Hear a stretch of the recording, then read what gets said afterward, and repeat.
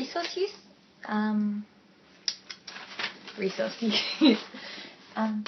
So like I said before, white clay was a really important resource, and there were white clay pits on Gweagal country, and they were the custodians of the white clay. It's said that Aboriginal people would travel hundreds of miles for this clay. And they also used this clay as well as for decoration. It had many purposes. It was a medicine. They used to also turn it into a flour. Another use is they would put it at the bottom of their canoes so they could have a fire. They would have a fire in their canoes to cook fish, also to keep warm while they were fishing. And like mentioned before, they were very good fishing people.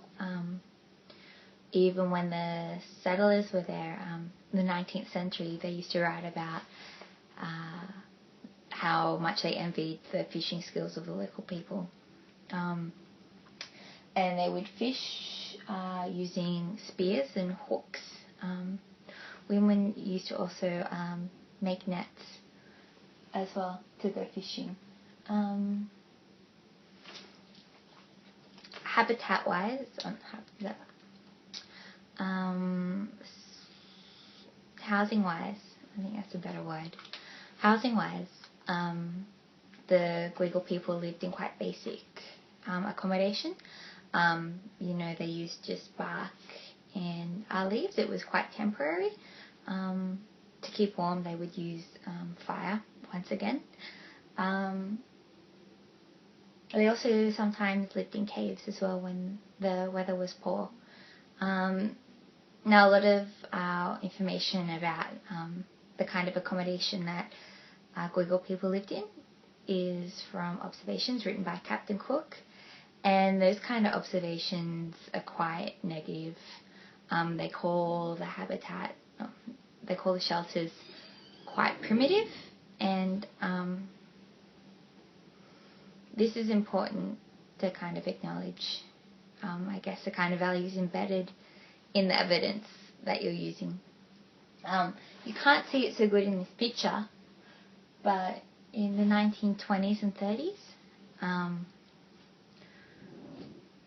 during the Depression, a lot of local white people lived in caves in traditional Gweagal country. And there was a case of a man living in a cave until the 1970s or 60s, before it actually got burnt out and he had to leave. So obviously they were ahead of their time, and their choice of accommodation was quite sophisticated, and in many ways quite sustainable. Okay, so a little bit about protocols. Although the region was quite plentiful, numbers of the clan were kept down through kinship laws. Another protocol, as well as having limits on population size, was moving around, not overusing resources, and never using more than what was needed. A lot of protocols had to do with totem and kinship laws, as well as men and women's business, which were different but of equal importance. A little bit about communication. Because there were so many resources in the area, it allowed for a lot of different people of different nations to live quite close to the Gweagal people, which is a little unusual. This meant that the Gweagal people probably spoke multiple languages, as well as their own dialect of the Dharawal language. It was really interesting while studying this walk through country to realise that about 90% of all the suburbs in the area actually have Gweagal names. For instance, the beach area, or the beach suburb in the region, is called Cronulla, which is the Gweagal word for pink shell. My local area is called Crimea, which is lily in Dharawal, and there are still a lot of these lilies in the area today. So now I'm going to talk a little bit about the modern history of the Gweagal area. So after Captain Phillip landed in Botany Bay, he decided that the area wasn't as great as Captain Cook said, and moved the settlement of Sydney further up to present-day Darling Harbour area. This meant that for a while the Gweagal people were kind of allowed to continue their traditional way of life, because there's a river that separates Sydney from the Sutherland Shire. However, that didn't last for very long. A lot of the Gweagal people ended up dying from smallpox. And there's actually a cave that they found in Cornell, where the Aboriginal people must have put all the people who died of smallpox, which, when you think about it, is quite a smart coping mechanism.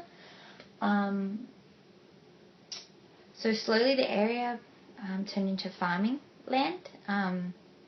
A man called Thomas Holt basically brought the whole area and turned it into oyster farming and sheep farming as well.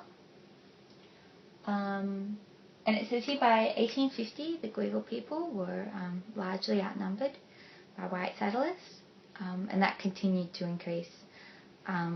Many of the Gweagal people moved to La Perouse, which was quite close by, and where a lot of Aboriginal missions had been set. Here you can see in this picture some Aboriginal farm workers, Gweagal people, who were farming in Cornell. There's a woman in this picture called Biddy Gills. This was taken in 1880, by the way, and she's really famous in history. She's a Gweagal woman, and she's famous for giving tours up and down the Georges River to white settlers. So it says here that by 1893 a mission had officially been established in La Perouse, and there were only about 10-15 Gweagal people left in country. A lot of people had intermarried. Some still lived in humpies and caves in the area, but that was slowly declined to by 1914. Historians believe that there were no remaining descendants of the Gweagal people living on country. It says here depopulation is complete by 1914, which is quite rapid when you think about it. There are descendants of Gweagal people, people who have Gweagal ancestry, who still remain close to the area and have a connection to country. A lot of the community who lived in La Perouse, or who moved to La Perouse, still contain today connection to country, even if they're not physically living in the area. So today, the ABS states that 0.1% of the local population is of Aboriginal or Torres Strait Islander. By local population, I mean residents of the Sutherland Shire LGA. La Perouse is where is the area that maintains the strongest elder presence in the region. But also there's the Cronulla Aboriginal Corporation, which runs on country in Janelli. And they have a big role in maintaining culture in the area and informing people about the Gweagal people. There's also a really large discovery education program in both the national parks that operate on Gweagal country, in the Royal National Park and in Kaimai Botany Bay National Park. Since 2003, the Captain Cook Landing precinct has changed its name to the Meeting Place Precinct, sorry. And this is meant to, I guess, reflect the Aboriginal history that, has been ignored by a lot of people in the area. In 2009, there were large renovations in the national park, and that included adding a lot of Aboriginal educational exhibitions. So a lot of signage around the area displaying, information on how the Gweagal people live their daily lives. There's also a great section in the renovated National Park Discovery Path, where you can sit and listen to her Aboriginal voices in the area where Captain Cook landed. So there has been, I guess, this emergence recently in Botany Bay, anyway, in that area, to try and acknowledge the Gweagal people, and hopefully the next generation of school children who do these excursions get to learn a little bit more than I did about the local people. That the area's history is just not tied to Captain Cook, but for 3,500, I think that's the oldest site that's been marked in the area that shows the Gweagal people living here. 3,500 years. There have been a very strong Aboriginal culture in the area.